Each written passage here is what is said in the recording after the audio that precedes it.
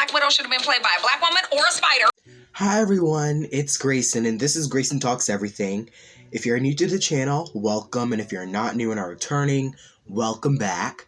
Do be sure to like, comment, share, and subscribe to the channel if you haven't already, and also follow my Instagram where you can get the latest updates when videos of mine are coming out, and to admire some fan art of mine that I regularly post on there.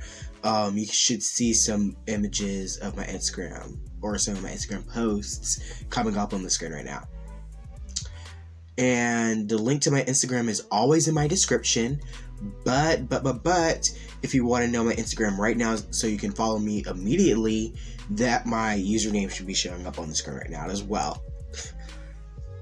Alright, let's get into it. So last night at the midnight premiere, I was lucky enough to see Black Widow in theaters. And when I got home, I was just so excited to talk about it with you guys, so I started my review. So yeah, this is my non-spoiler review of Black Widow. I don't know if a spoiler review is going to come out or a spoiler talk. Probably, maybe. But, yeah, let's just get into it. I'm excited to talk about Black Widow with you guys. I just had so much fun. I'm getting ahead of myself. Let's just get into the video. Black Widow is an MCU film we've been waiting for a long period of time. But while I absolutely adore this film, sadly, like a lot of action movies, especially for female-led action movies, there are both positives and negatives. But then again, all female talent behind the camera have been doing a spectacular job with the Disney Plus shows, so that might just be an anomaly with like these big budget movies. But to be fair, I split this review up into the great section and the could have been better section. The first 2/3 of this film is incredibly raw and gets real, and are visually rough around the edges, with a very bold and shocking opening credits scene that heavily references human trafficking, as it applies to Natasha's story and background. It seems right out of a news expose or a crime documentary, and the credit goes to the director, Kate Shortland, for that amazing sequence. I also loved how the film portrayed female assassins in the Red Room almost like actual MMA female fighters and soldiers. It's truly a great step forward for how female characters are portrayed in action movies. Florence Pugh as Yelena Belova kills it.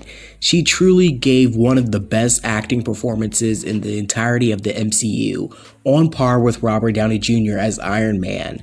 She was cool, very funny, tough as nails, but still very vulnerable, and has a full emotional arc in the film. Along with her spot-on Russian accent, she is like everything Black Widow is in the comics, a super spy wild card.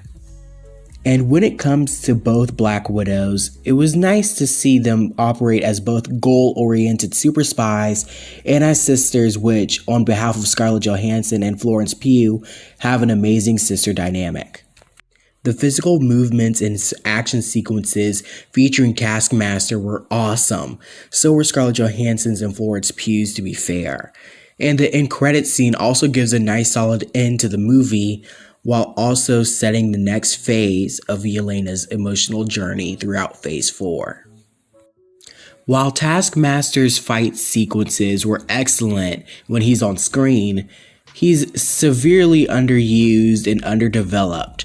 The third act was also not great and felt very rushed, and some stuff that was brought in from the comics or were callbacks to other films didn't really work here either. There was also very noticeable CGI throughout. The film also doesn't feel really connected to the MCU at all, except for the inclusion of General Ross and some MCU references here and there. And David Harbour's Red Guardian and Rachel Weisz's Melina were very much useless to the story and should have been cut out in exchange for more screen time and development for Taskmaster and a more realized third act. Overall, this movie is fantastic. I had so much fun, and you should definitely watch it when and where you can.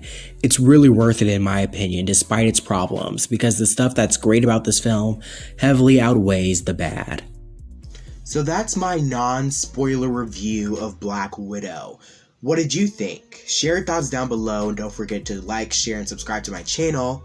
And also, again, follow my Instagram where you can get the latest updates on when videos of mine are coming out, and to not miss any fan art of mine that I regularly post on there. Alright, bye everyone.